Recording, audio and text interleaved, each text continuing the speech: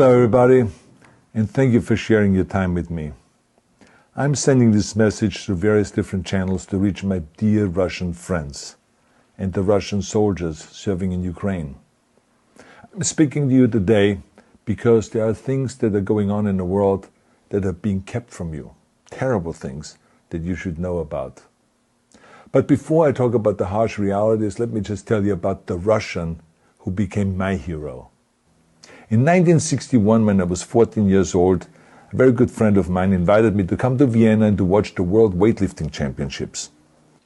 I was in the audience when Yuri Petrovich Vlasov won the World Championship title, becoming the first human being to lift 200 kilograms over his head. And somehow a friend of mine got me backstage. All of a sudden there I was, a 14-year-old boy, standing in front of the strongest man in the world. I couldn't believe it. He reached out to shake my hand. I mean, I still had a boy's hand. He had this powerful man's hand that swallowed mine.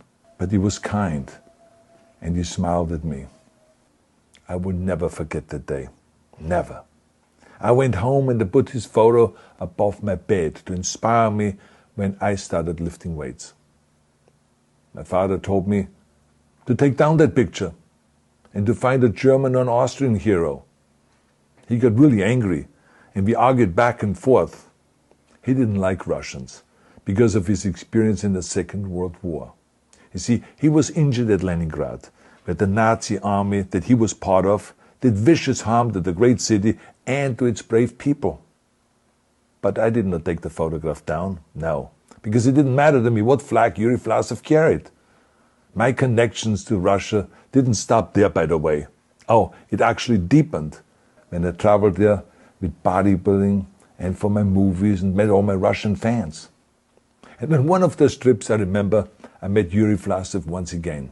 It was in Moscow during the filming of Red Heat, which was the first American movie allowed to film in Red Square.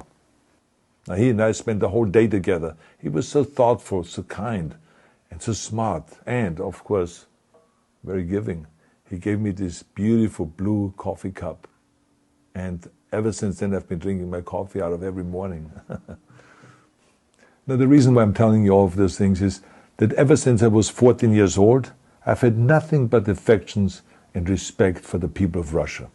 The strength and the heart of the Russian people have always inspired me. And that is why I hope that you will let me tell you the truth about the war in Ukraine and what is happening there. No one likes to hear something critical of the government, I understand that. But as a longtime friend of the Russian people, I hope that you will hear what I have to say. And may I remind you that I speak with the same heartfelt concern as I spoke to the American people when there was an attempted insurrection on January 6th last year, when a wild crowd was storming the US Capitol, trying to overthrow our government. You see, there are moments like this that are so wrong, and then we have to speak up. And it's exactly the same with your government. I know that your government has told you that this is a war to denazify Ukraine. Denazify Ukraine? This is not true. Ukraine is a country with a Jewish president, I might add, whose father's 3 brothers were all murdered by the Nazis. You see, Ukraine did not start this war.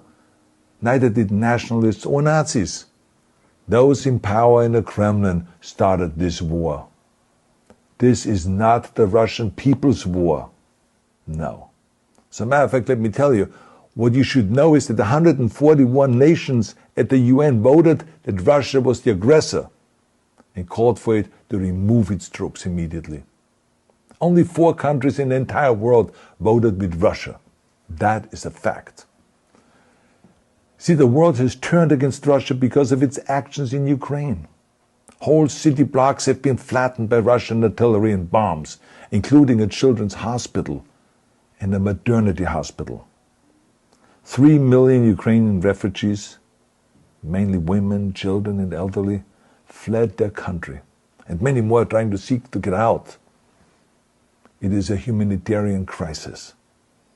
Because of its brutality, Russia is now isolated from the society of nations.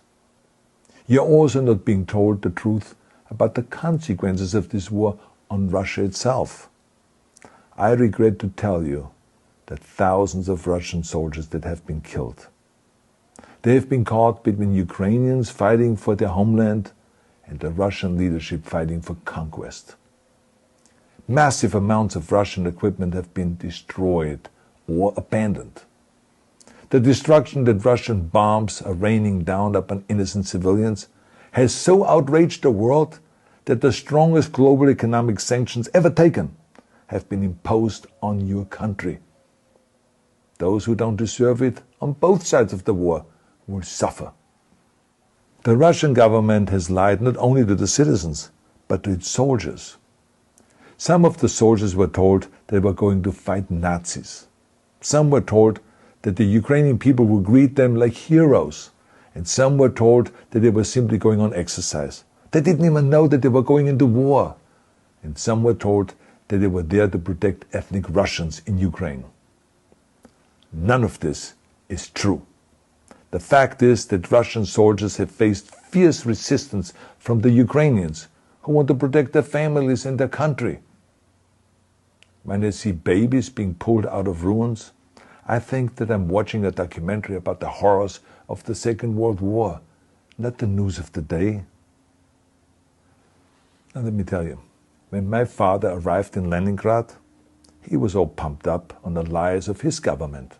And when he left Leningrad, he was broken, physically and mentally.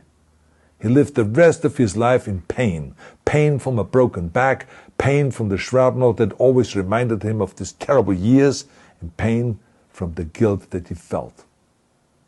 To the Russian soldiers listening to this broadcast, you already know much of the truth that I've been speaking. You've seen it with your own eyes. I don't want you to be broken like my father. This is not the war to defend Russia that your grandfathers or your great-grandfathers fought. This is an illegal war. Your lives, your limbs, your futures are being sacrificed for a senseless war condemned by the entire world. Now, to those in power in the Kremlin, let me just ask you, why would you sacrifice those young men for your own ambitions? To the soldiers who are listening to this, remember that 11 million Russians have family connections to Ukraine. So every bullet you shoot a brother or a sister. Every bomb or every shell that falls is falling not on an enemy, but on a school, or a hospital, or a home. I know that the Russian people are not aware of such things are happening. So I urge the Russian people and the Russian soldiers in Ukraine to understand the propaganda and the disinformation that you are being told. I ask you to help me spread the truth.